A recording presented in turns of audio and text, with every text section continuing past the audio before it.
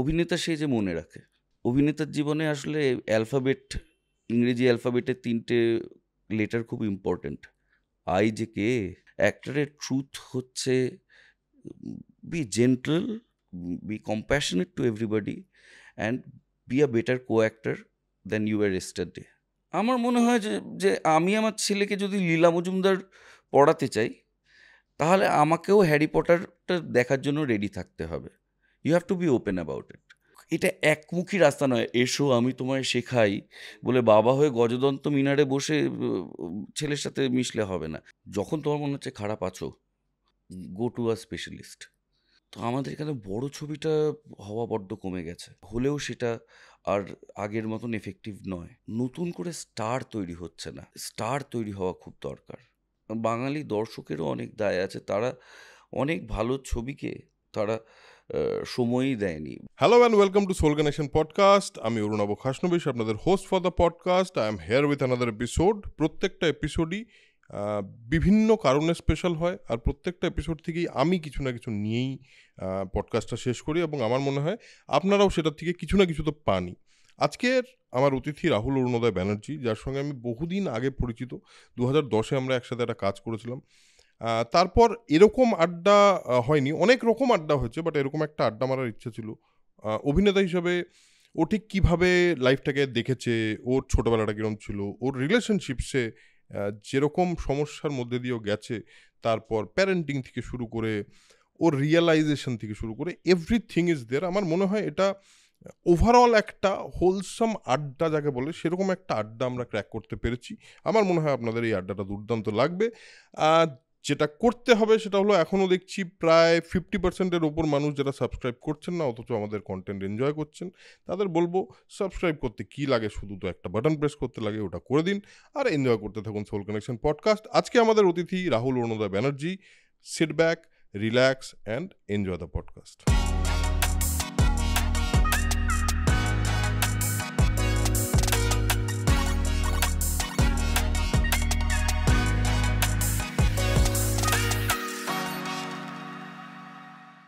So আজকে আমাদের সঙ্গে আছে রাহুল অরুণোদয় ব্যানার্জি, যাকে আমরা অনেকেই অনেকভাবে চিনি, বাট আমি পার্সোনালি বহুদিন ধরে, প্রায় 10 বছর, 10 বছরের বেশি, 14 বছর, হ্যাঁ, প্রায় রামের বনবাসের সময় 14 বছর পর অ্যাকচুয়ালি তোমার যাবজ্জীবন। তো সেরকম একটা সময় তোমার সঙ্গে আমার এইরকম একটা আড্ডা মারার ইচ্ছা বহুদিনের ছিল। বিভিন্ন সময় আমরা বিভিন্ন রকমভাবে রাত্রিবেলায় আড্ডা হয়েছে, প্রচুর হয়েছে। তো 2010-এর কথা যেটা বলছি সেটা হলো, আমি একটা সিনেমা করেছিলাম, আমার জীবনের ফার্স্ট সিনেমা। সেখানে Rahul was playing he was playing the lead. অপুদাও ছিল বিভিন্ন সময়। তো first of all Rahul, welcome to soul connection podcast. Thank you for coming. Pleasure. আমি অনেকগুলো এপিসোড দেখেছি, আমার খুব ভালো লেগেছে। Thank you. প্রথম যেটা জানতে চাইবো সেটা হলো, কেমন আছো, কি চলছে মাথায় এই মুহূর্তে? দুর্দান্ত আছি। আমার মাথায় এই মুহূর্তে প্রচুর লেখালেখির কমিটমেন্ট, অনেকগুলো জায়গায় কথা দেওয়া আছে, সেগুলো নিয়ে ঘেটে আছি। কারণ আমি ডেডলাইন ফেল করা বা কল টাইম ফেল করা এগুলো পছন্দ করি না। বেশ, সেটা আমি জানি, কারণ তুমি সবসময় সেটা মেনটেন করার চেষ্টা করেছো নিজের মতো করে। তোমার একটা লেখা নিয়ে যেহেতু বললে, তো প্রথম কথাটাই শুরু করি তোমার রিসেন্ট হোলির লেখাটা দিয়ে। আচ্ছা, এটা পড়লাম, দুর্দান্ত একটা মজা পেলাম, কারণ আমিও তো ছোটবেলায় একটা পাড়ায় বড় হওয়া ছেলে। সেই পাড়ার ওই জিনিসটা একটা রিভিজিট করা, সেটা একটা দুর্দান্ত এক্সপিরিয়েন্স হলো আমার। এবং আপনারা যারা পড়েননি লেখাটা, প্লিজ পড়বেন। রবি বাসরীতে বেরিয়েছিল, আনন্দবাজার অনলাইনেও আছে অ্যাভেলেবেল, আপনারা প্লিজ পড়বেন। দরকার পড়লে আমরা লিঙ্কটা দিয়ে দেবো নিচে। তোমার এই ছোটোবেলাটা, আমি যেটা পড়ে বুঝলাম, তোমার ছোটোবেলাটা তোমার কাছে খুব একটা, কি বলবো, নারিশ করার জিনিস, চেরিশ করার জিনিস, তুমি ওটা রেখে দিয়েছো এখনো তোমার মধ্যে, না হলে এরকম একটা লেখা বেরোয় না। এই ছোটোবেলা সম্পর্কে একটুখানি জানতে চাই, যে কোন কোন পার্টগুলো তোমার ছোটোবেলাটা যেটা তোমার মধ্যে এখনও থেকে গেছে, বা সেটা তোমাকে এখন অবধি রসদ দিয়ে যাচ্ছে। আমি সুনীল গাঙ্গুলির একটা কথা ছিল, সুনীল গঙ্গোপাধ্যায় একটা জায়গায় বলেছিলেন যে লেখালেখি প্রথম দিকে করতে গেলে নিজের জানা পরিবেশ নিয়ে করতে হয়। আর আমি এই পাড়া, এই সময়, যে সময়টা আমি ধরার চেষ্টা করেছি, সেই সময়টাকে আতিপাতিভাবে চিনি। আর আমার বিজয়গড় এমন একটা মহাদেশ যেখান থেকে আমি সব কিছুর রসদ পাই। ঠিক যেভাবে মতি নন্দীকে কখনো ছোট গল্প লেখার জন্য উত্তর কলকাতার গলি থেকে বেরোতে হয়নি। আমার মধ্যে বিজয়গড়ের পুরোটাই রয়েছে, ভালো মন্দ মিলিয়ে মিশিয়ে, লাউডনেস, চেঁচামেচি সেটাও রয়েছে, আবার আন্তরিক টান প্রত্যেকের প্রতি সেটাও রয়েছে। আমি পুরোটাই বিজয়গড়। আমি অম্বরীশের সঙ্গে একটা আড্ডায় অম্বরীশের কলকাতার ওই নর্থ কলকাতার প্রতি ভালোবাসাটা, নর্থ কলকাতার প্রতি ওর যে কানেকশনটা, সেটা নিয়ে কথা বলেছিলাম।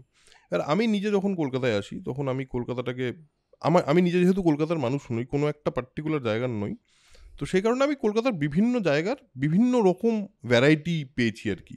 কোনো সময় নর্থে ছিলাম, কোনো সময় একদম বাগুইহাটির দিকে ছিলাম, সেটা একটা অন্য কালচার, শ্যামবাজার একটা অন্য কালচার। বিজয়গড়ের এই যে কলোনির মানুষজনদের থেকে বড়, মানে মানুষজনদের সঙ্গে একসাথে বড় হওয়া, এই বড় হওয়াটাতে তোমার নিজের খুঁজে পাওয়াটা, এই পুরো জার্নিটা কিভাবে হয়েছে? মানে নাটক ছিল তোমার ছোটবেলায়, সেটা আমরা সবাই জানি, তোমার বাবার সঙ্গে নাটক করা, মায়ের সঙ্গে, মানে পুরো পরিবারটাই নাটকের পরিবার, এটা আমরা সবাই জানি। তার বাইরে লাইফে কি ছিল? লাইফে প্রেম ছিল, আচ্ছা, খেলাধুলা প্রচণ্ডভাবে ছিল, এবং সেখানেই পাড়ায় বেশিরভাগ বন্ধু তৈরি হওয়া। আজকে যখন আমি পিছন ফিরে তাকাই, আমার এমন বন্ধুর সাথে আমরা এমন একটা ভাস্ট জায়গার ব্যাকগ্রাউন্ড থেকে ছিলাম। আমার এমন বন্ধু আছে যে সকালে পেপার দেয় এখন।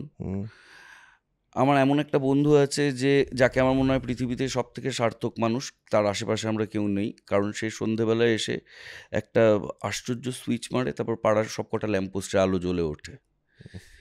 এই কথার ক্যারেক্টারের মতো। হ্যাঁ, তো এই দায়িত্বটা আমাদের কারণ নেই।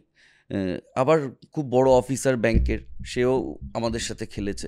মানে আমরা নানা রকম পরিবেশ থেকে, এবং কেউ খেলতে না এলে তাদের সবাই মিলে ডাকতে যাওয়া। এবং আমাদের বন্ধুদের মধ্যে একজনকে আমরা গোপাল বলে ডাকতাম। একদিন সে আসতে দেরি করছে বলে তাকে ডাকতে গেছি গোপাল গোপাল বলে, তার বাবা বেরিয়ে এসে বললো ওর গোপাল ওর ঠাকুরদার নাম, ওর নাম শুভ। আমরা ভুল জানতাম এতদিন, এতদিন জানতেই না, আমরা ভুল জানতাম যে ওর নাম গোপাল। কোনো একটা দাদা বদমাইশি করে বলেছে যে ওরা গোপাল কইয়া ডাকবি। আচ্ছা। এবং পাড়ার অদ্ভুত সব ডাকনাম ছিল। মানে একজনকে কুয়াশা বলা হতো, তার কারণ তার বাবার নাম শিশির। একজনের নাম তালমিছরি, তার কারণ তার বাবার নাম দুলাল। তো এই সব নিয়ে বড় হওয়া, এইসব মজাগুলো ছিল জীবনে। প্রচন্ড সেন্স অফ হিউমারওয়ালা মানুষ চারপাশে, দারুণ। সেগুলো খুব মানে পুষ্টি দিয়েছে। তোমার অভিনেতা হিসেবে দেখো, আমার পডকাস্টের একটা বেসিক ফরম্যাটই হয়ে গেছে এরকম যে আমি জেনারেলি ছোটবেলা দিয়ে শুরু করি। তার কারণ একটা মানুষ যদি তার নিজের ছোটবেলায় একবার ফিরে যাওয়ার, ওই যে তুমি যেরকম বললে তালমিছরি একটা লোকের নাম, কারণ তার বাবার নাম দুলাল, দিস ইজ সো ক্রিয়েটিভ। হ্যাঁ, মানে আজকের দিনে মিম কালচারে যদি আজকের কথা বলো, তাহলে ওই সেই সময় তখন মিম হচ্ছে। হ্যাঁ, মুখে মুখে মিম হচ্ছিল। এই যে অভিনেতা হিসেবে নিজের জার্নির করতে গিয়ে এত রকম যে চরিত্র দেখা চারিদিকে, সেটা তোমাকে অবশ্যই হেল্প করেছে অবভিয়াসলি নিজের কাজ করতে গিয়ে। ছোটবেলা থেকে বড় হতে হতে অভিনেতা হিসেবে নিজেকে কবে আইডেন্টিফাই করলে যে না, তুমি বুঝতে পারলে না আমার মধ্যে না একটা অভিনেতা সত্তা আছে? এটা কি কোনো ডিফাইনিং মোমেন্ট ছিল এরকম? একটা ছিল, নাটকটার নাম ছিল একটি অবাস্তব গল্প, বিমল বন্দ্যোপাধ্যায় শোভনিকের, তার লেখা। আমাদের পাড়ায় হচ্ছিল বেসিক নাটক একটা। পুরো নাটকটায় কমণ্ডল বলে যে চরিত্রটা চুপ করে বসে থাকে, কোনো কথা বলে না, শেষে তার একটা 4 পাতার মনোলগ আছে। সেটা করার পর আমি বুঝলাম কিছু একটা স্পর্শ করেছি আমি, যেটা আমি আগে স্পর্শ করিনি। এই কমণ্ডল চরিত্র তুমি করেছিলে? আমি করেছিলাম কমণ্ডল চরিত্রটা, পুরোটা ব্ল্যাঙ্ক থেকে লাস্ট 4 পাতা আমার ছিল নাটকটায়। এবং যখন আমি নামলাম তখন I felt like a star. মানে গোটা পাড়া আমার দিকে ধেয়ে আসছে। মানে সেদিন সপ্তমীর সন্ধে ছিল সেটা। আচ্ছা। গোটা পাড়া জড়িয়ে ধরছে, সবাই পরের দিন যখন সকালে বেরিয়েছি এসে কথা বলছে। That felt special. ওটা আমার একটা খুব ডিফাইনিং মোমেন্ট মনে হয়। কিন্তু এটা তুমি নিজে রিয়েলাইজ করো যে কিভাবে হলো, বাট হয়ে গেল। না না, আমি তো ছোটবেলা থেকে অভিনয় করছি। করছো, হ্যাঁ। আমি ধরো তার আগে চাইল্ড অ্যাক্টর হিসেবে অতনু ঘোষের সাথে, সুমন দার সাথে, মানে লালদার সাথে কাজ করে ফেলেছি। ক্লাস 5-এ অতনুদার সাথে, ক্লাস 6-এ সুমনদার সাথে। এছাড়াও অন্যান্য অন্তত 15টা সিরিয়াল আমি করেছি। মিঠুন চক্রবর্তীর সাথে চাকা করেছি। তারপর বাবা একটা খুব বড় ডিসিশন নেন যে তুমি 9, 10, 11, 12 এই 4টে বছর তোমার গোপ উঠছে, তোমার গলা ভাঙছে, এই সময়টা তুমি কাউকে দেখাবে না। তুমি বাচ্চা ছিলে, আবার পুরুষ হয়ে আসবে, no transition period for you বলে আমাকে সরিয়ে দিয়েছিলেন এবং আমাকে স্টাডিজ, মানে আমাকে পড়াশোনায় কনসেন্ট্রেট করিয়েছিলেন। কিন্তু ওই অ্যাক্টিংটা আমার খুব ক্যাজুয়াল ছিল ওই ফেজটা 9 অবধি, ক্লাস 5 থেকে 9 অবধি। এইটা ক্লাস 12-এর পর ঘটে, এই নাটকটা। তারপর আমি মন দিয়ে আবার অভিনয় করার, মানে অভিনয়ের প্রতি আবার তৈরি হয়, ওই জায়গাটা তৈরি হয় এবং ভিতর থেকে বুঝতে পারি দিস ইজ মাই কলিং আর কি, মানে ইকিগাই। আচ্ছা, মানে ওই পার্টিকুলার মোমেন্টটাই সেরকম ছিল আমার মনে হয়েছিল। আচ্ছা, আমার আজও মনে হয় সেটা। একটা কথা বলো রাহুল, এই যে স্টেজে যেটা মানুষের মনে হয় না, সেটা একটা আশ্চর্য ডিফাইনিং মোমেন্ট হয় তার, সে যদি স্টেজ করে বড় হয়। যেটা আমার সঙ্গে হয়েছে, আমি অনেক পডকাস্টেও বলেছি, আমার সঙ্গে এরকম একটা ঘটনা ঘটেছিল। যদিও আমার কখনোই মনে হয়নি যে অভিনেতা হিসেবে আমার কলিং আছে, বাট ওই যে একটা মোমেন্ট, যে মোমেন্টটাতে আমি নিজে বুঝতে পারছি না আমি কি করছি, বাট কিছু একটা হচ্ছে, তারপর সবাই কেমন একটা অদ্ভুতভাবে তাকাচ্ছে আমার দিকে, ওইটা আমি প্রথমবার একবারই ফিল করেছি জীবনের স্টেজে, এবং সেটা শুধু স্টেজেই ফিল করা যায় বলে আমার মনে হয়।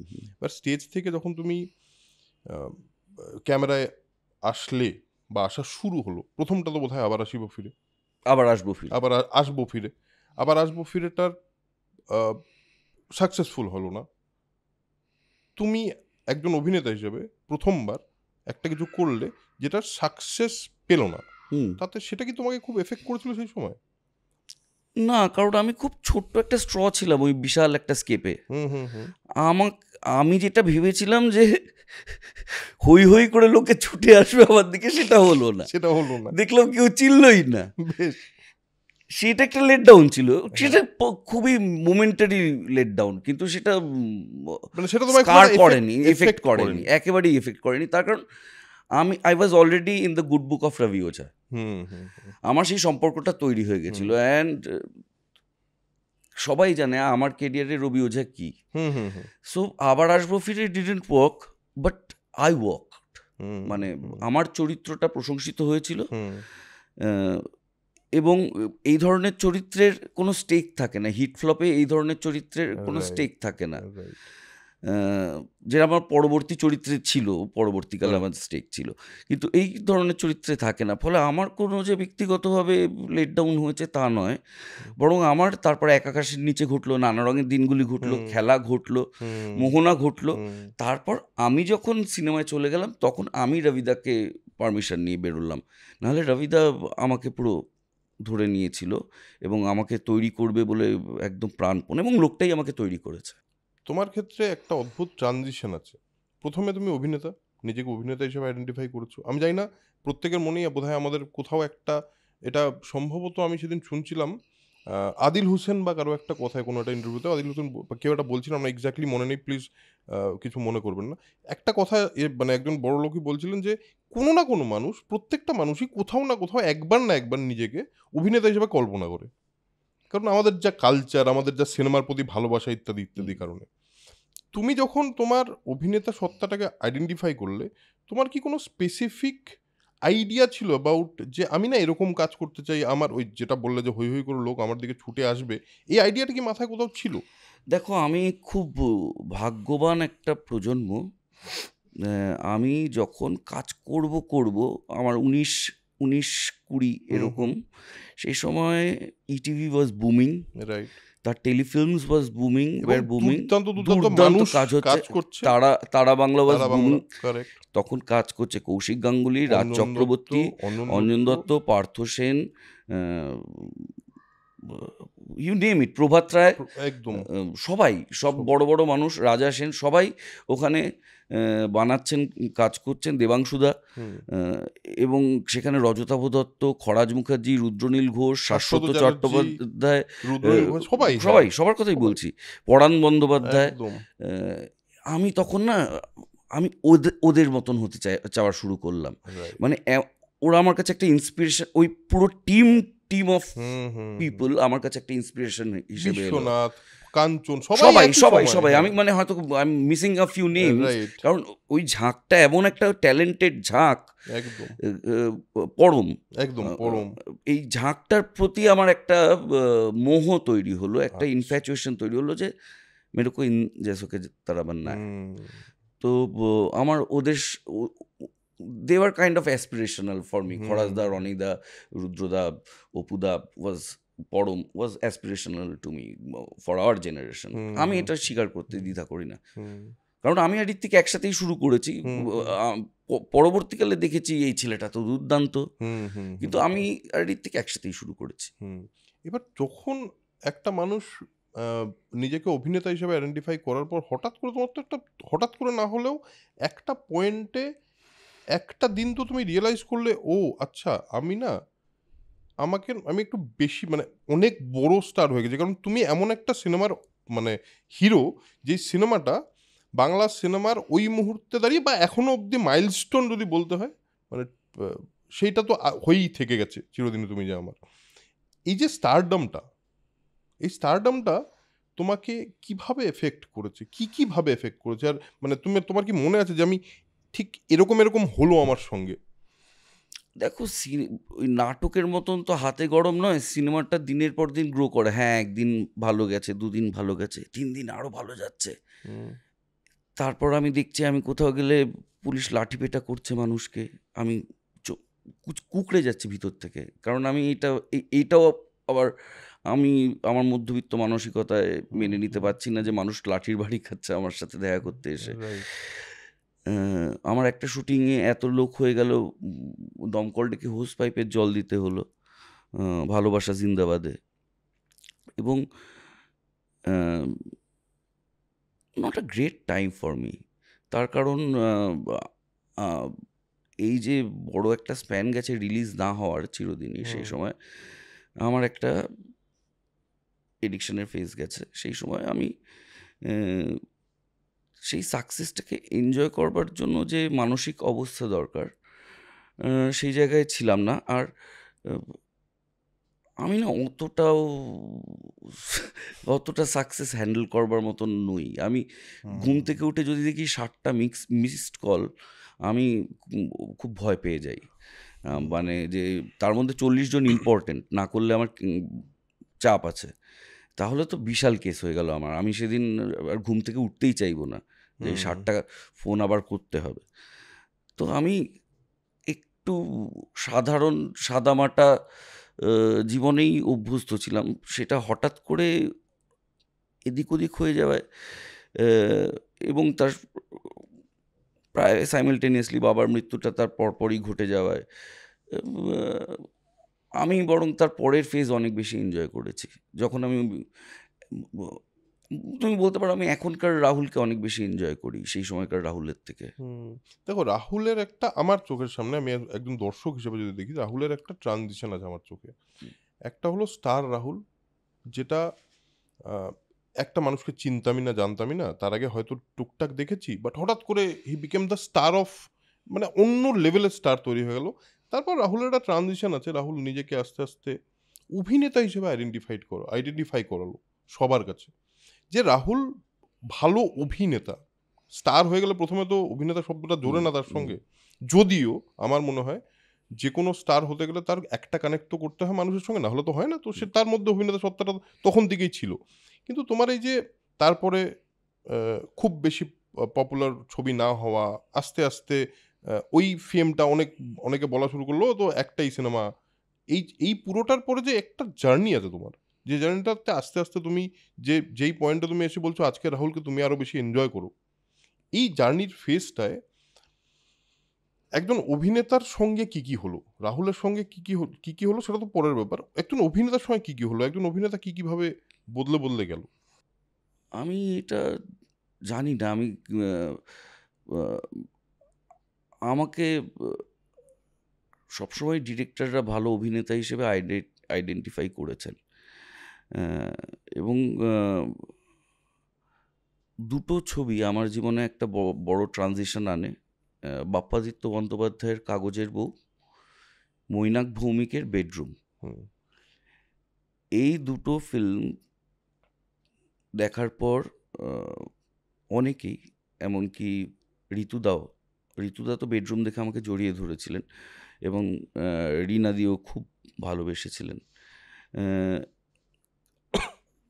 মানে চিরদিনই কিন্তু এদেরকে স্পর্শ করেনি, ঋতুদারা দেখতে যাননি চিরদিনই, কিন্তু বেডরুম দেখতে গেছেন। তো এই দুটো সিনেমার পর আমিও দেখলাম আমি এটা বেশি এনজয় করছি।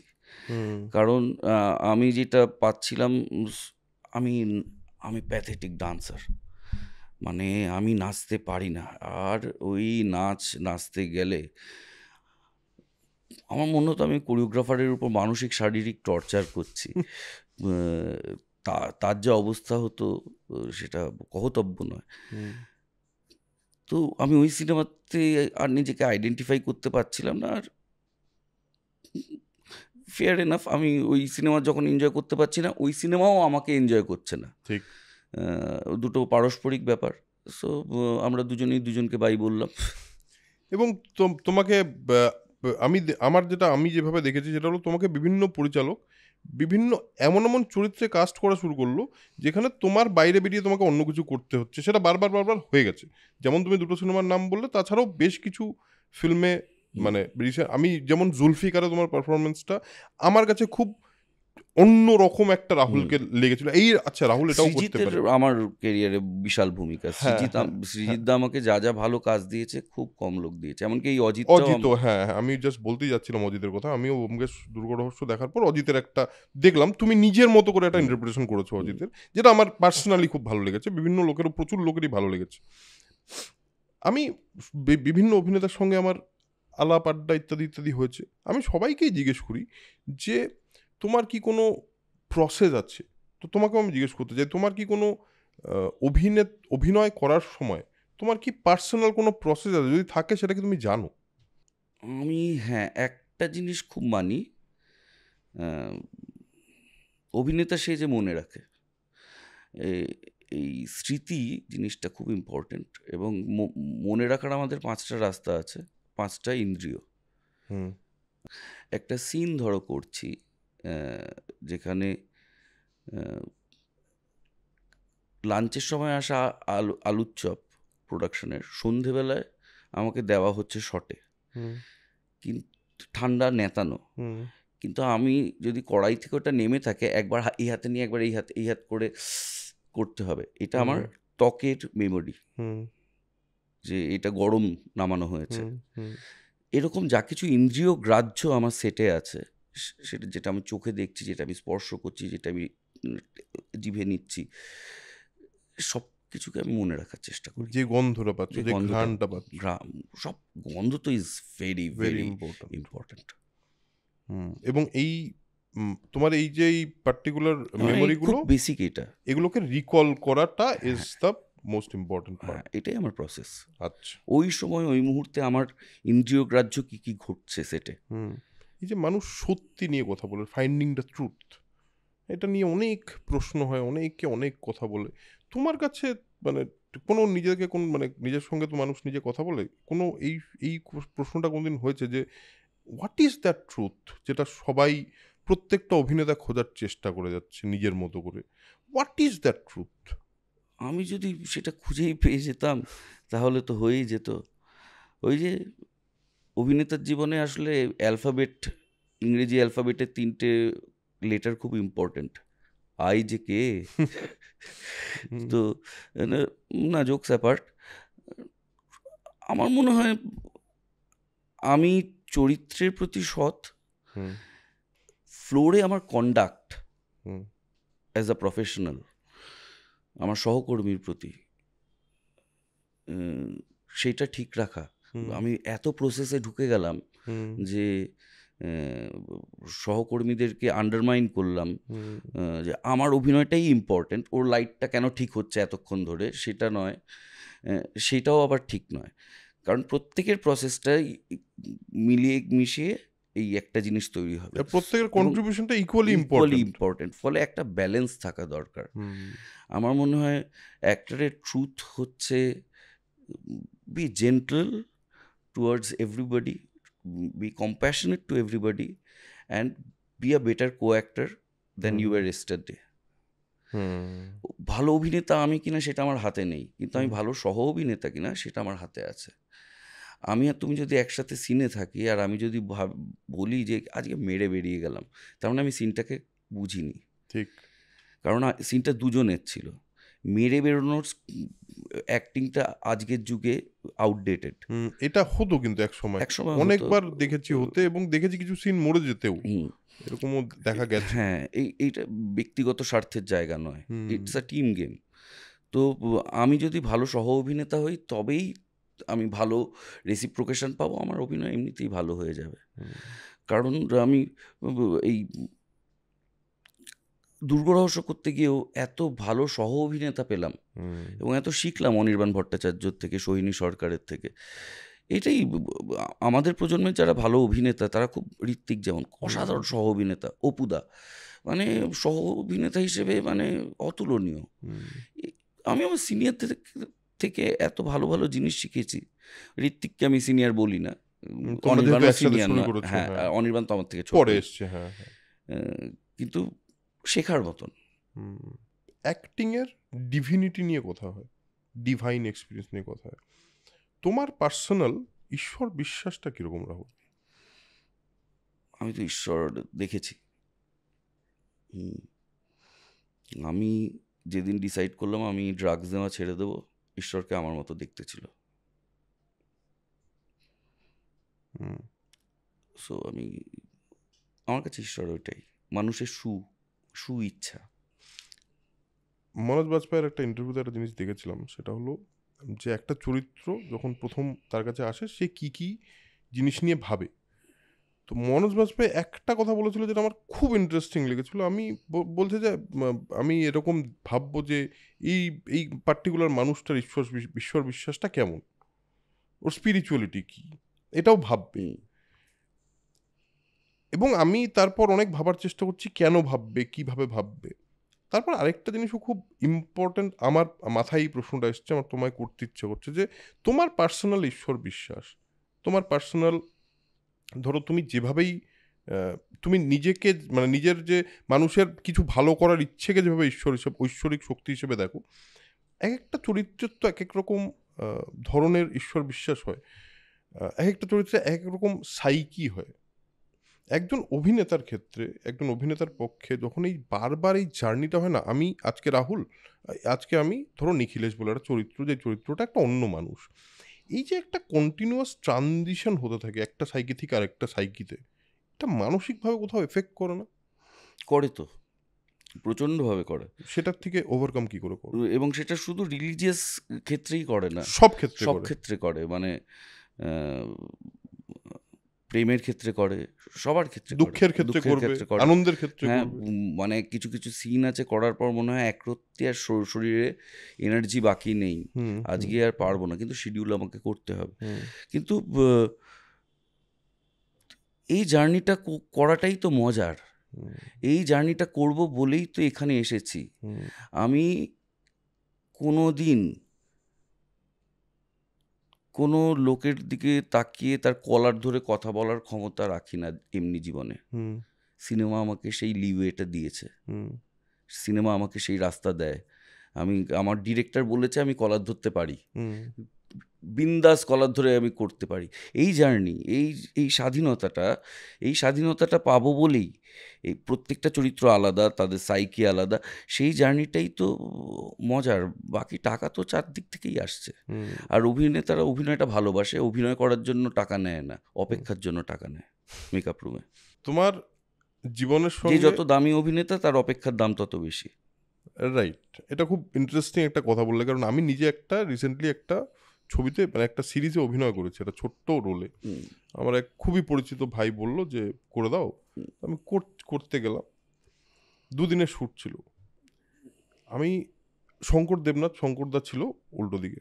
আমি শঙ্করদাকে বললাম, শঙ্করদা এই যে ওয়েট করো মেকআপ রুমে বসে, এটা কি করে করো? কারণ আমি তো এই সাইডটায় কোনোদিন আসিনি, আমি তো উল্টো দিকটায় ছিলাম। এত মানে এই অপেক্ষা করাটা রীতিমতো বোরিং লেগেছে আমার। হুম, আমি সেটা বলছিলাম, তুমি ওটাই বলছো যে সেই টাইমটা ইজ দ্য, হুম, কারণ এক খুব অদ্ভুত একটা জিনিস মনে হলো আমার, যে আমি অপেক্ষা করে যাচ্ছি, আমার মাথায় দুনিয়ার জিনিস ঘুরে যাচ্ছে, আমি স্ক্রল করে 2টো রিল দেখছি বা কারো একটা ভিডিও দেখছি, কিন্তু যখন যাব ঠিক সেই মুহূর্তে তো একটা চরিত্র হতেই হবে, আমাকে সবাইকেই হতে হবে। এটা করাটা তো ইজ মানে ভেরি টাফ। এবং তুমি যেটা বললে, এই অপেক্ষাটাই আসলে ওই সময়টা, যে সময়টার জন্য লোকটাকে টাকা দেওয়া হয়। হুম। It's a very interesting perspective, নতুন লাগলো শুনে। তোমার সঙ্গে অনেক বিতর্ক জড়িয়েছে বিভিন্ন সময়। হুম, বিতর্ক নিয়ে কথা বলবো না, এই পডকাস্টে অন্তত আমরা বিতর্ক নিয়ে কথা বলি না। আমরা তোমার পার্সোনাল সাইডটা একটু জানতে চাইবো। সেটা হলো, একটা সম্পর্ক এবং সম্পর্কের ভাঙা প্রত্যেকটা মানুষের জীবনে বিভিন্নভাবে আসে। আমার প্রশ্নটা হলো, সম্পর্ক নিয়ে প্রশ্ন নেই, ভাঙার পর দুঃখটা কি করে হ্যান্ডেল করলে? That is my question. আহ, যখন আমার আর প্রিয়াঙ্কার সম্পর্কটা ভাঙলো, আহ, তখন মানে হ্যান্ডেল করতে পারিনি, জানো তো। মুখে দেখে মনে হচ্ছিল আমি আহ, অন্তত 70-80 বা তারও বেশি লাখ টাকার উল্টোপাল্টা শপিং করেছি, শুধু নিজেকে বার করার জন্য। মানে একটা দামি স্কুটার কিনে ফেললাম, একটা BMW কিনে ফেললাম। আমি মিড লাইফ ক্রাইসিসের মতন একটা শুরু হলো, একটা আশ্চর্য এসকেপ রুট খোঁজার এসকেপ রুট। চেষ্টা আর করছি। বাড়ি ফিরে দেখছি সহজের কাঁচা হাতের লেখাগুলো দেয়ালে তখনও হুম। প্যাস্টেল দিয়ে লিখেছে। That was very very deeply painful, হ্যাঁ। এফেক্টিং। এবং সেই সময়টা লোককে দেখাইনি, টুক আপ ব্রেভ ফ্রন্ট, বাট ভিতর থেকে প্রচণ্ড ক্ষয় হয়েছে, এবং সেটা আমার শরীরেও এফেক্ট করেছে। এবং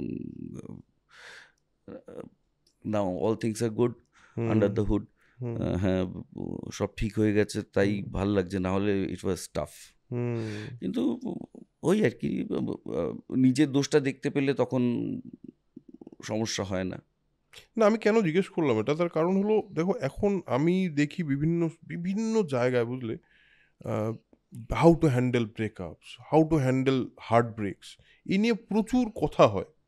ঠিক আছে, আহ, প্রত্যেকটা মানুষের নিজস্ব একটা প্রসেস থাকে, কিন্তু আমার পার্সোনালি মনে হয় যে দুঃখটা তো হবেই, দুঃখ হবে, ওটা তো হবেই বস, ওটাকে অ্যাভয়েড করে কিছু করতে পারবে না তুমি। না হলে তো মানুষ নয়। এক্স্যাক্টলি, না ও তো মানুষই নয় তুমি। তোমার যদি দুঃখই না হয়, তোমার যদি কষ্টই না হয় একটা বড় সম্পর্ক ভাঙার পর, তাহলে তো তুমি মানুষই নয়।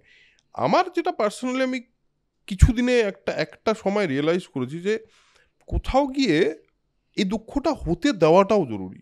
হুম, মানে তুমি যদি কন্টিনিউয়াসলি অ্যাভয়েড করতে থাকো এই দুঃখটাকে, এফেক্ট করে যাবে। এটা অন্যভাবে এফেক্ট করবে। তাই দুঃখটা হতে দেওয়াটাও হুম, জরুরি। এবং কোথাও না কোথাও আমার মনে হয়, আমরা তো আমাদের তো একটা এক্সপ্রেশনের ওয়ে আছে। ধরো আমার রাইটিং আছে, আমি লিখি, তোমার লেখা আছে, অভিনয় আছে, আমার সিনেমা আছে। কোথাও না কোথাও তো আমাদের এই পার্সোনাল ফিলিংগুলো, এই পার্সোনাল ব্যথাগুলো কোথাও না কোথাও তো কনভার্ট করতে পারি আমরা, হুম, সেটাও তো আছে। অবশ্যই আমাদের এই জানলাটা তো খোলা। এই জানলাটা তো খোলা আছে। হ্যাঁ, কোথাও কি আমার মাঝে মাঝে মনে হয়, আমি তোমাকে এই জন্য জিজ্ঞেস করছি, কোথাও আমার মাঝে মাঝে মনে হয় আমি খুব স্বার্থপর, কি যে আমি আমার দুঃখটা যখন হচ্ছে সেই মুহূর্তে আমার মনে হচ্ছে যে ওকে, আচ্ছা, আই ক্যান ওই যে জানলাটার কথা বললে, সেই জানলা দিয়ে এটাকে একটা ওয়ে দিতে পারি, একটা হুম, একটা দিক দিতে পারি, চ্যানেলাইজ করতে পারি। এটা হয়েছে, এটা আমারও হয়েছে। হ্যাঁ। এরকম হয়েছে যে হঠাৎ একটা কথায় কোনো একটা আলোচনা হচ্ছে, আমার কান্না পেয়ে গেছে। হুম। সেই মুহূর্তে আমি কান্নাটা ভুলে গেছি এবার। হুম। তখন আমি, আরে দারুণ তো, দারুণ তো, এইভাবে কান্না আসে, এইভাবে কান্না, চোখে জলটা তাহলে চলে এলো। আচ্ছা। এবং আমি সম্পূর্ণ দুঃখটা ভুলে গেলাম, এবং ওই দুঃখটাকে এনজয় করা ভুলে গেলাম। আমি অ্যাক্টরের ডিউটিতে চলে গেলাম। হুম। এবং কখনো কখনো মনে হয়েছে যে আমি বড্ড বেশি এই এটাতেই ড্রিভেন হয়ে যাচ্ছে, কিন্তু এটা কিছু করার নেই। এটার একটা প্যারালাল কন্টিনিউয়াস থাকবেই চলতেই থাকবে। থাকবেই এই, এবং এটা মজারই আর এটা কি করা মজারই যায়। হ্যাঁ, অ্যাকচুয়ালি। সুনীল গঙ্গোপাধ্যায় একজন ডিরেক্টরের জীবন নিয়ে একটা উপন্যাস লিখেছিলেন। তাতে ডিরেক্টরটির ক্যান্সার ধরা পড়ে, এবং ডাক্তার যখন তাকে খবরটা ব্রেক করে যে আপনার ক্যান্সার হয়েছে, সেই মুহূর্তে ডিরেক্টর ভাবছে কুরোসাওয়া কীভাবে এটা নেবে, ফেলিনি এটা কিভাবে নেবে, সত্যজিৎরা এই শটটি কিভাবে নেবে, এরমভাবে ভেবে যাচ্ছে। এটা চলতে থাকে, এটা চলতেই থাকে এবং নিজের জীবনেও চলতে থাকে আর কি। হ্যাঁ হ্যাঁ হ্যাঁ, এটা আমার মনে হয় কি বলতো, যেহেতু এটা আছে আমাদের সঙ্গে, যেহেতু আমাদের জীবনের একটা পার্ট ওটা, তো ওটাও তো একটা পার্ট, মানে যেরকম দুঃখটা কষ্টটা আনন্দটা পার্ট, সেটা ওটাও তো একটা পার্ট, প্যারালাল একটা জায়গা। উনি অপরাধ বোধে ভুগে লাভ নেই, অপরাধ বোধে ভুগে লাভ নেই। বেশ, তোমার তোমার বড় হওয়া, তোমার বড় হওয়াটা একটা সময়, বা আমার বড় হওয়াটাও একটা সময়, যে সময়টা আজকের সময়ের থেকে তো অনেকটা আলাদা ছিল এবং খুব স্বাভাবিক। সমস্ত ক্ষেত্রেই আমার বাবারাও ছোটবেলায় বলেছে যে এই জেনারেশনটা উচ্ছন্নে যাচ্ছে, আমরাও এসে বলছি ওই জেনারেশনটা উচ্ছন্নে যাচ্ছে। তুমি বাবা হওয়ার পর একটা জায়গায় দেখলে নিজেকে, একটা জিনিস বোধহয় তোমারই কোনো একটা কথা শুনেছিলাম, আমিও রিয়েলাইজ করেছি, আমরা চেষ্টা করে যাই যে আমাদের বাবার মতো যাতে আমরা না হয়ে যাই, বা দেখতে পাই একটা পয়েন্টে আমরা কিন্তু হয়ে যাচ্ছি ওরকমই। এটা হয় কিন্তু আমাদের ক্ষেত্রে। তোমার প্যারেন্টিংটা, তারপর ফাইনালি আবার সব কিছু একসাথে, ইউ আর কো প্যারেন্টিং সহজ অ্যাট দিস পয়েন্ট। এই যে পুরো প্রসেসটা, যেখানে একটা কষ্ট, একটা অসুবিধা, কিন্তু প্যারেন্ট হিসেবে তো সেটা ওয়াজ অলওয়েজ দেয়ার। এই এক্সপিরিয়েন্সটা কীরকম, মানে আফটার বিং এ ফাদার? এই এক্সপিরিয়েন্সটার জন্য আমি সব থেকে বেশি থ্যাংক ইউ বলি প্রিয়াঙ্কাকে। তার কারণ যখন আমরা আলাদা হয়ে গেছিলাম, ওর কাছে ইজিয়েস্ট অপশান ছিল আমাকে ভিলেন বানিয়ে দেওয়া, এবং সেটা যদি বানাতো তাহলে আজকে আমাদের আর এই কামব্যাকটা হতো না একসাথে, আমরা একসাথে আর থাকতে পারতাম না, এবং সহজের চোখে আমি চিরকালের মতন ভিলেন হয়ে যেতাম। কিন্তু প্রিয়াঙ্কা কোনোদিন আমাকে একদিনের জন্য সহজের চোখে ভিলেন বানায়নি, এবং আমরা কো প্যারেন্টিং তো চালিয়ে গেছি, তার সাথে আমাদের বন্ধুত্বের সূত্রটা কোনো দিন ছেড়ে যায়নি। মানে নেটফ্লিক্সে একটা ভালো সিরিজ দেখলে আমি ওকে রাত দুটোতেই মেসেজ করব যে এটা কিন্তু দেখো, বা ও যদি কিছু দেখে ও কিন্তু আমাকে জানাবে, এবং সেটা চিরকাল থেকে গেছে, এবং এটা আরও থেকে গেছে কারণ সহজের জন্য আমাদের সেতুটা কোনো দিন কাটেনি, সেটা একটা সুবিধে হয়েছে। কিন্তু আমাদের সূত্রটা, বন্ধুত্বের সূত্রটা চিরকাল থেকে, আসলে এত ছোটবেলা থেকে আমরা দুজনকে চিনি। প্রিয়াঙ্কা 14, আমি 21, এই বয়স থেকে আমরা দুজনের বন্ধু। সো এখন আর সেটা বদলানো খুব কঠিন। এখন প্যারেন্ট হতে গেলে, এখন এই মুহূর্তে বাচ্চাকে বড় করতে গেলে কি কি মনে হয় তোমার, যে কি কি ডিফারেন্স হয়েছে তোমার বড় হওয়ার সঙ্গে এখনকার বড় হওয়ার মধ্যে? মেজর কি কি ডিফারেন্স পেয়েছো? আমার মনে হয় যে আমি আমার ছেলেকে যদি লীলা মজুমদার পড়াতে চাই, তাহলে আমাকেও হ্যারি পটারটা দেখার জন্য রেডি থাকতে হবে। You have to be open about ইট।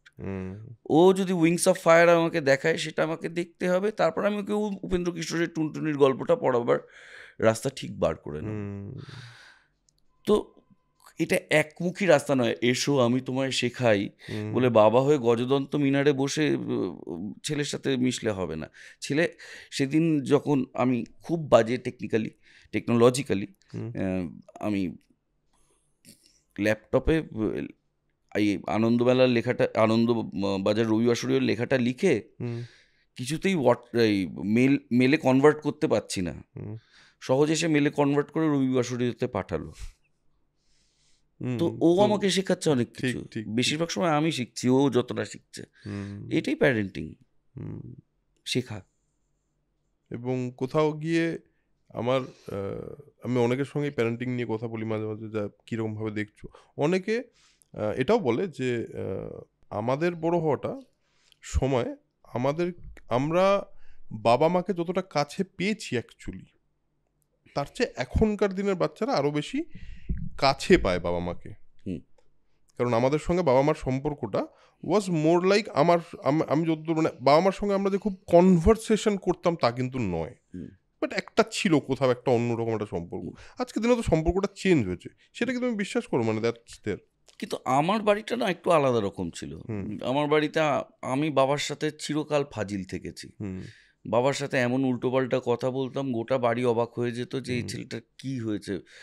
কারণ আমার বাবার প্রচুর প্রশ্রয় ছিল আমার প্রতি, কারণ ওই যে অভিনয় করতাম বাবার দলে। তো বাবার এবং হ্যাঁ, বাবাদের সম্পর্ক বদলেছে, বা এখন বাবার সন্তানের সম্পর্ক বদলেছে, এবং ফর গুড। এই যে থাবড়ে লাল করে দেওয়ার ব্যাপারটা, সেটা যে নেই, সেটা খুব একটা খারাপ হয়েছে বলে আমার তো একেবারেই মনে হয় না। থাবড়ে লাল করে কোনো কাজের কাজ হয় না। চর থাপ্পড় কিন্তু আমি খেয়েছি, বাবার কাছে না হলেও মায়ের কাছে তো খেয়েছি, এবং সঠিক কারণেই খেয়েছি। কিন্তু এখনকার জেনারেশনটা আলাদা, প্রত্যেকটা জেনারেশন আলাদা হয়। আমরা একবার চিত্রহাট দেখবো বলে সারা সপ্তাহ অপেক্ষা করে বুধবার দিন 8টার সময় চিত্রহাট দেখতাম। ও আঙুলের ডগায় যে কোনো গান যখন খুশি দেখতে পাচ্ছে। তো এইখানেই তো আলাদা হয়ে গেল ব্যাপারটা, এখানেই তো এক আকাশ পার্থক্য হয়ে গেল। একদম অপেক্ষার দামটাই তো আলাদা। আমরা যেভাবে অপেক্ষা করেছি এক একটা অনুষ্ঠানের জন্য, রঙ্গোলি সকালবেলা, ভোরবেলা, রোববার নাকি ভোরবেলা উঠতে হবে। কেন? রোববার অ্যাকচুয়ালি ঘুমানোর কথা, কিন্তু আমরা ভোরবেলা উঠতাম, রঙ্গোলি দেখতে হবে 7:10 বা 7টার সময় বোধহয় শুরু। সেটা তো সম্পূর্ণই আলাদা হয়ে গেছে। অবশ্যই সমাজটা তো বদলেছে রাহুল, সব অনেকটা, পুরোটাই বদলে গেছে। এবং আমার মনে হয় আমরা, বা তারপরেই আমার সঙ্গে তোমার একটুখানি ডিফারেন্স আছে বয়সের বোধহয়, কিন্তু আমরা যে সময় বড় হয়েছি অলমোস্ট সিমিলার। হ্যাঁ, সেই সময়টা থেকে আজকে অবধি আমরা ট্রানজিশনটা নিজের চোখে দেখেছি। ইনফ্যাক্ট টেকনোলজি আমাদের সঙ্গে বড় হচ্ছে। আমরা প্রথম কম্পিউটার দেখলাম, কম্পিউটার আস্তে আস্তে বড় হয়ে এটা এখন মোবাইল টোবাইল ইত্যাদি ইত্যাদি অনেক কিছু হয়ে গেল। এই মুহূর্তে সামাজিক যে চারিদিকে যে অবস্থা, তাতে বিভিন্ন লোকজন বলে যে খুবই অস্থির সময়।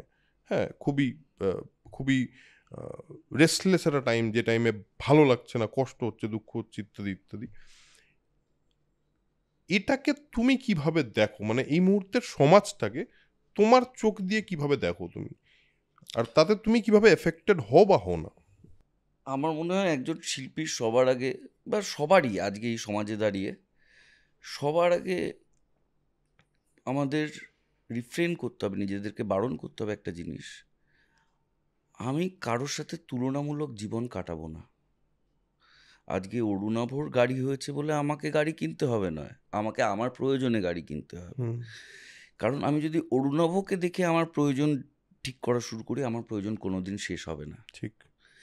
আমরা বেশিরভাগ মানুষই দুঃখে আছি কারণ আমরা তুলনামূলক জীবন কাটাচ্ছি। আমি কোনো দীক্ষাগুরু নই, আমি কোনো সারমন পেশ করছি না, কিন্তু আমি এটা নিজের জীবনে রিয়েলাইজ করেছি, নিজের জীবন থেকে, যে আমার পাশের জন কতটা ভালো আছে বা আমার পাশের জন কতটা খারাপ আছে, সেইটা আমার ভালো থাকা বা খারাপ থাকা ডিসাইড করতে পারে না। আমার ভালো থাকা, আমার খারাপ থাকা, আমার ভালো থাকা, আমার খারাপ থাকায় তৈরি হবে। আমরা বেশিরভাগ মানুষই আজকাল এই যে তুলনামূলক জীবনটা কাটানোর চেষ্টা করছি, যে এতে যে দৌড়টা, এই দৌড়ের কোনো শেষ নেই। মানে চ্যাপ্টা টিভি, তারপর গোল টিভি, একটু তেরা বেঁকা টিভি, 360 ডিগ্রি দেখা যায় এমন একটা টিভি, তারপরে আই গ্লাস, তারপর ভিআর গ্লাস, ভার্চুয়াল রিয়ালিটি, কত দৌড়বে। একটা কোথাও গিয়ে তোমাকে একটু নিজের জন্য, নিজের বন্ধুদের জন্য, যেখানে তুমি 100 টাকা রোজগার করলেও বন্ধুরা খিস্তি দেয়, 1 কোটি টাকা রোজগার করলেও বন্ধুরা খিস্তি দিয়ে কথা বলে। ঠিক, ওখানে তো কোনো চেঞ্জ হচ্ছে না। ওই সব স্পেসগুলোর জন্য একটু সময় রাখা দরকার, তাহলে মানুষ অনেক ভালো থাকবে। মানুষের মধ্যে সেদিন অনিন্দ্য বোসের সঙ্গে, অনিন্দ্য বোস মানে আমাদের সিঙ্গার অনিন্দ্য বোস, শহর, অনিন্দ্যদার সঙ্গে একটা কথা বলছিল। অনিন্দ্য একটা অদ্ভুত কথা বললো আমাকে, বললো ওনার তুই ভাব যে এই যে সোশ্যাল মিডিয়াতে এত যে কথা বলে মানুষ, যদি একটা পয়েন্টে হঠাৎ করে কেউ এটাতে অডিও দিয়ে দেয়, তাহলে তুই ভাবতে পারছিস কত কেওস হবে। আমার না কথাটা শুনে একটা কানে একদম মানে মনে হলো কি হচ্ছে চারিদিকে। তার মানে there is lot of voices চারিদিকে। তুমি যেটা বললে সেখান থেকে আমাদের এই তুলনা বা আমাদের এই অন্যের ওপিনিয়ন দ্বারা চালিত হওয়া বা অন্যের কোনো একটা জিনিস কথা, আচ্ছা এটা বললো ঠিকই বললো, এই যে একটা পোলারাইজেশন হচ্ছে, সবসময়ই হয়েছে, আজকেও হচ্ছে। ভালো থাকাটা খুব ইম্পর্ট্যান্ট হয়ে যাচ্ছে এখন। মেন্টাল হেলথ নিয়ে লোকজন কথা বলছে, মেন্টাল হেলথ নিয়ে আরও বেশি মেন্টাল হেলথ নিয়ে লোকজন কনসার্ন হয়ে পড়ছে। সেই জায়গায় যদি তোমাকে কেউ জিজ্ঞেস করে, আচ্ছা রাহুল, ধরো আমি জিজ্ঞেস করলাম, রাহুল আমার ভালো থাকতে গেলে কি করতে হবে, এই যে তুলনামূলক বেঁচে থাকার বাইরে ইন্টারনালি আমি যদি ভালো থাকতে চাই বা কেউ যদি ভালো থাকতে চায়, তাহলে তার কী করা দরকার? আমি তো দেখো এটার খুব জোরালো অ্যাডভোকেট, যে অ্যাডভোকেসি করি, যে যখন তোমার মনে হচ্ছে খারাপ আছো, গো টু আ স্পেশালিস্ট। আমি কিন্তু খুব উপকার পাই। আচ্ছা। আমি কিন্তু সাইকোলজিস্ট, সাইকিয়াট্রিস্ট দুই দেখিয়েছি, এবং দুটোই আমার খুবই খুবই উপকারে এসেছে। ডক্টর জে.আর. রাম তো আমার এডিকশন ছাড়ার ক্ষেত্রে একটা বড় ভূমিকা নিয়েছেন, এবং আরও সাইকোলজিস্ট যার কাছে গেছিলাম, তার কথা, তার কাউন্সেলিং। আমাদের ক্রিশ্চিয়ানিটিতে একটা খুব ভালো জিনিস আছে, সেটা হচ্ছে কনফেশন বক্স। আমি আমার প্রতিবেশী বৌদিকে দেখে একটা কিছু কামনা করে ফেলেছি, আমি গেলাম ফাদারের সামনে মুখ না দেখিয়ে বললাম, ফাদার আমাকে বললো নেক্সট 1 সপ্তাহ তুমি চার্চের সামনের লনটা পরিষ্কার করবে, এটা তোমার শাস্তি। আমার একটা রিপেন্টেন্স হলো এবং শুদ্ধ হয়ে গেল। কিন্তু আমাদের বাকিদের এই কনফেশন বক্স নেই, ফলে অনেক গিল্ট, অনেক কথা জমতে থাকে। এই যে সাইকোলজিস্ট, আমি জানি যে এই ভদ্রলোক ভদ্রমহিলা আমার থেকে টাকা নিয়েছেন আমাকে জাজ না করে শুনবেন বলে, it is a huge burden off shoulder. এই যে আসলে কেউ শুনছেই না তো আমার কথা, ঠিক, এই শোনাটাই তো আমরা ছেড়ে দিয়েছি। এই শোনানোর জন্য যদি আমি সবাইকে বলবো, যদি আপনারা জীবনে কোনো পয়েন্টে লো ফিল করেন, প্লিজ প্লিজ হাত বাড়ান, সাইকোলজিস্ট, সাইকিয়াট্রিস্ট দেখান। এটা অত্যন্ত প্রয়োজনীয় একটা জিনিস। আমি তো দেখাই, আমি এখনো আছি আন্ডারে। আরেকটা জিনিস আমার মনে হয় যেটা হলো যে অনেকের থাকে, অনেকে ওইটা অ্যাফোর্ড করে উঠতে পারে না, অনেকে সাইকোলজিস্টের যে ফিটা বা সেশনের যে ফিটা সেটা অ্যাফোর্ড করতে পারে না। আমার মনে হয় তারা যারা পারে না তাদেরও অন্তত অনেক ট্রাই করা আছে, উচিত। অনেক ফাউন্ডেশন আছে যেখানে খুব কম টাকায় সরকারি জায়গাও আছে, হ্যাঁ, সেটা অনেকে জানে না। আমি অনেকেই বলে অনেক টাকা লাগে, অ্যাকচুয়ালি কিন্তু সবসময় টাকা লাগে না। আমাদের এখানেই একজন এসেছিলেন, প্রশান্ত কি জানি নাম, প্রশান্ত রয়, তিনিও সাইকোলজিস্ট, ক্লিনিক্যাল সাইকোলজিস্ট। তিনি একটা হসপিটালে চাকরি করেন যেখানে এরকমও আছে যাদের ফ্রিতেও চিকিৎসা হয়। তো সুতরাং রাহুল যেটা বললো সেটা খুব ইম্পর্টেন্ট একটা জিনিস, যে আমাদের কিন্তু মেন্টাল হেলথ নিয়ে আরেকটু ক্লিয়ার হওয়া উচিত, আর একটুখানি খোলা মনের হওয়া উচিত একদম। আর মানুষের সঙ্গে কানেক্ট করা, এটা কতটা ইম্পর্টেন্ট। মানুষের সঙ্গে কানেকশন তো আমার মনে হয় কমে যাচ্ছে। দেখো এই পডকাস্টটা করার আমার কাছে একটা বিরাট ইম্পর্টেন্ট কারণ হলো I want to connect to people, I want to share that energy. মানে আমার মনে হয় প্রত্যেকটা মানুষের মধ্যে একটা এনার্জি থাকে, এই এনার্জিটা আমরা একটু যদি শেয়ার করতে পারি না, কোথাও না কোথাও আমার মধ্যে একটা ফুলফিলমেন্ট তৈরি হয়। একটা মানুষের থেকে আমি তার রিয়েলাইজেশন জানার চেষ্টা করি, এটাও অনেকে বন্ধ করে দিয়েছে, অনেকে খুব কম করলেও একটা হোয়াটসঅ্যাপে জাস্ট কেমন আছিস, কি আছিস। ইনফ্যাক্ট আমি বলছি তোমাকে, মানে জন্মদিনে উইশটা এইচবিডি হয়ে গেছে, তো সেটার জায়গায় একটা ফোন করে উইশ করাই যায়। এত বড় একটা জীবন, তাকে তুমি RIP-তে শেষ করে দিচ্ছ।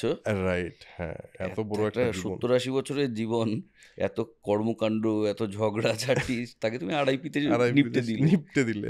তো জন্মদিনে এইচবিডি আর কি।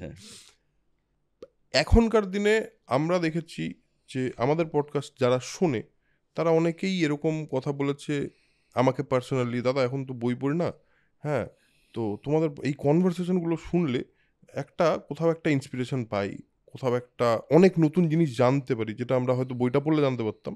আমার বিভিন্ন রকম টপিক্যাল পডকাস্টও থাকে। তোমার সঙ্গে বইয়ের একটা কানেকশন আছে, যেটা আমি পার্সোনালি খুব ভালো করে জানি, অনেকে বাইরে থেকেও জানে। তোমার এই বইয়ের প্রতি ভালোবাসাটা বা এই যে বইয়ের সঙ্গে তোমার পড়াশোনা এবং তোমার লেখালেখি, এই জার্নিটা সম্পর্কে আমি পার্সোনালি কিছু জানি না, এটা হাউ ইট স্টার্টেড আর আস্তে কিভাবে গ্রো করলো এই পুরো পড়াশোনার কালচারটা? পড়াশোনার কালচারটা প্রত্যেকটা বাঙালি মধ্যবিত্ত বাড়িতে কিছু বই তো থাকেই। থাকেই, মানে এটা খুব গর্ব করে বলার জিনিস। একদম গর্ব করে বাঙালির বলা বাড়িতে যায়। আর কিছু না থাকুক, কিছু বই থাকে। একদম। এ সেই বইগুলো উল্টাতাম পাল্টাতাম, এবং আমার বাংলা খুব বাজে ছিল বলে মা যে এই টেকনিকটা করলো, উম, গল্প হাফ বলে ঘুমিয়ে পড়তো। তারপর আমি আচ্ছা, পড়া শুরু করলাম। আচ্ছা, তখন তো আর কিছু করার নেই, ঠিক গল্পটা জানতে হবে তো। গল্পটা তো জানতে হবে। এই যে পড়া শুরু করলাম, এটা আর থামেনি কোনোদিন। আচ্ছা, আমার এমনও হয়েছে, আমি ডেন্টিস্টের চেম্বারে গেছি, আমি সামনে দাঁত নিয়ে পড়ে ফেলেছি 1 ঘন্টা ওয়েট করতে করতে। এখন এটা নেশা হয়ে গেছে, আমি রাস্তা দিয়ে গেলে সাইনবোর্ড পড়তে থাকি। হুম, মানে আমি এখন অক্ষরের প্রতি নেশাগ্রস্ত। হুম, আহ, এবং সেটা আমার ভালোই লাগে, আমার দারুণ লাগে। এবং আমার তাই নিয়ে কোনো উত্তেজনা নেই, কারণ আমি পড়াশোনা করে গোটা পৃথিবীর কোনো উপকার করিনি। আমার ভাল লাগে, আমি পড়ি। হুম, হুম, আমি আমি এনজয় করি। এটা আমার ফর্ম অফ এন্টারটেনমেন্ট। হুম, হুম। আমি অন্য অনেক কিছু করতে পারতাম, আমি বই পড়ি। এটা ঠিক আছে, মানে এটা নিয়ে বলারও কিছু নেই, এটা নিয়ে কিছুই ব্যাপার নয়। তুমি লেখকদেরকে তো আবিষ্কার করতে করতে গেছো এক একটা পয়েন্টে।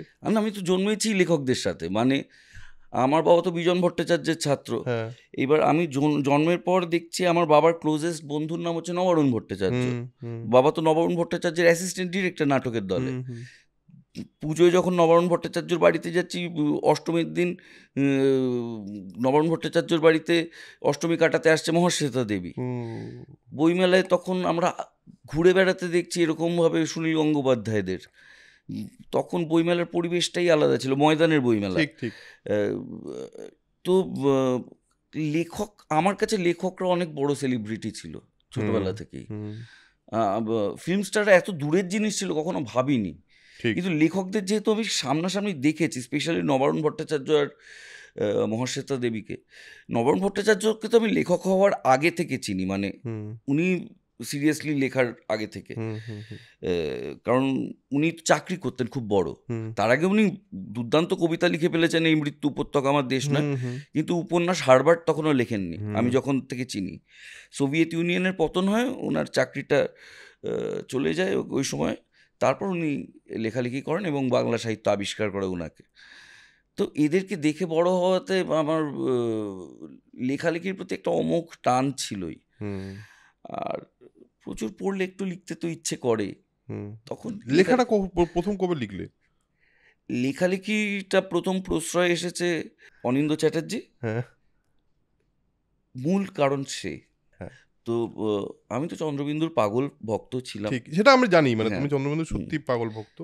তো আমি প্রতিদিনের অফিসে যেতাম। হুম, উম, অনিন্দ্যদা আর চন্দ্রিলদা, তখন চন্দ্রিলদাও তখন আছে। হুম, তো আমি বিজয়গড় নিয়ে অনেক কথা বলতাম। তো ফার্স্ট অনিন্দ্যদাই বলে, তুই লেখ না, তোর কলোনি নিয়ে একটা লেখ।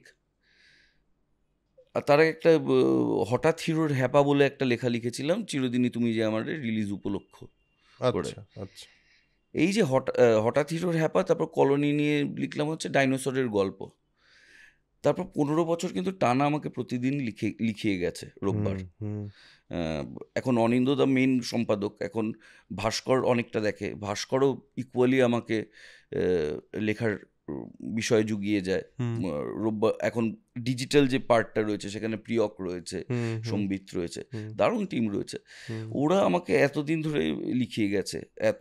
এবং আমার খুব মজা লাগছে, রবিবার শরীয়তে লেখা বেরোনোর পর অনেকে বলছে যে আপনি আরো লেখেন না কেন? আমি বলতে পারছি না যে আমি আরো লিখি, হ্যাঁ, আপনারা আনন্দবাজারের বাইরে পড়েন না। ঠিক।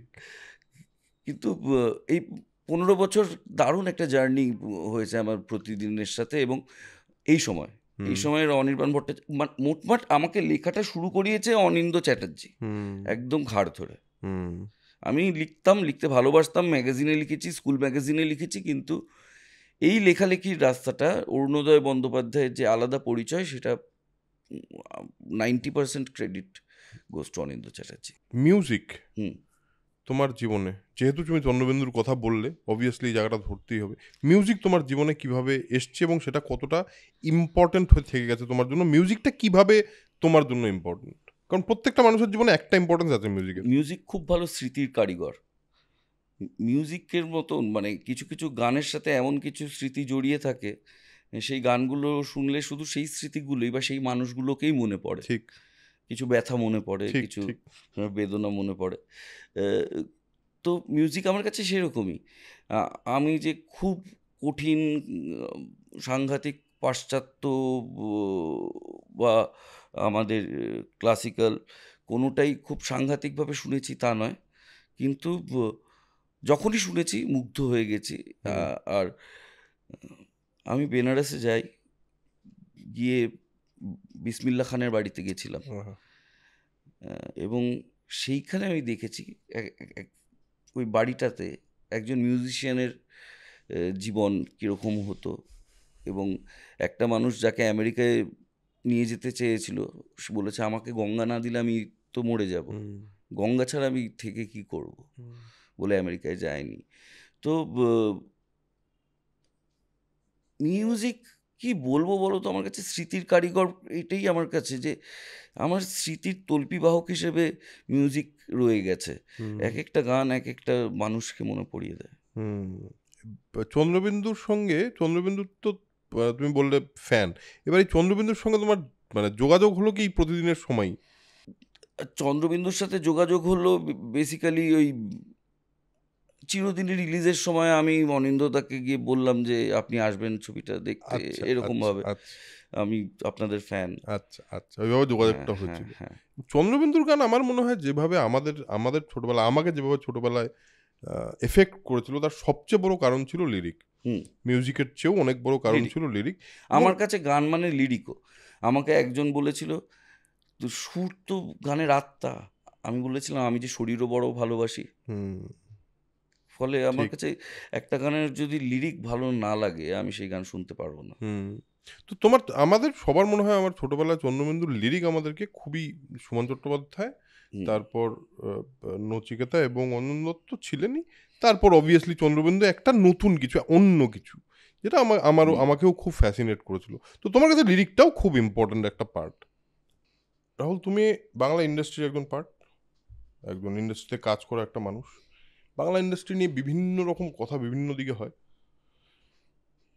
কিছুই হচ্ছে না, বাইরের থেকে লোকজন এসে মানে বাজে কথা বলে যাচ্ছে। তোমার কাছে এই মুহূর্তে বাংলা ইন্ডাস্ট্রি, বা তুমি যে ট্রানজিশনের মধ্যে দিয়ে দেখেছো বাংলা ইন্ডাস্ট্রিকে, তুমি কিভাবে বাংলা ইন্ডাস্ট্রিকে দেখো? বড় ছবি, কমার্শিয়ালি বড় ছবি নিডস টু ওয়ার্ক।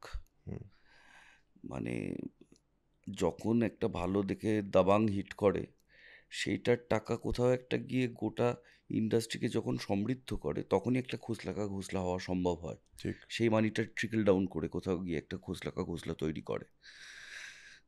তো আমাদের এখানে বড় ছবিটা হওয়া বড্ড কমে গেছে, মানে, এবং হলেও সেটা আর আগের মতন এফেক্টিভ নয়।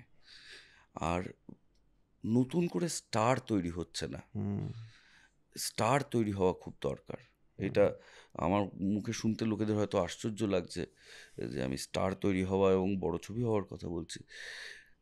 আমি কোন ছবি করতে ভালোবাসি সেটা ইম্পর্টেন্ট নয়, আমি বলছি এই ছবিগুলো দরকার। যখন একটা বড় দেব বা জিদ্দার ছবি তৈরি হয়, তখন একটা 80 জনের ইউনিট কাজ করে, 80 জন এমপ্লয়েড হয় মিনিমাম, 80 থেকে 100 জন। সেখানে একটা আমরা যখন যে ছবি করি তাতে 30-40 জন এমপ্লয় হয়।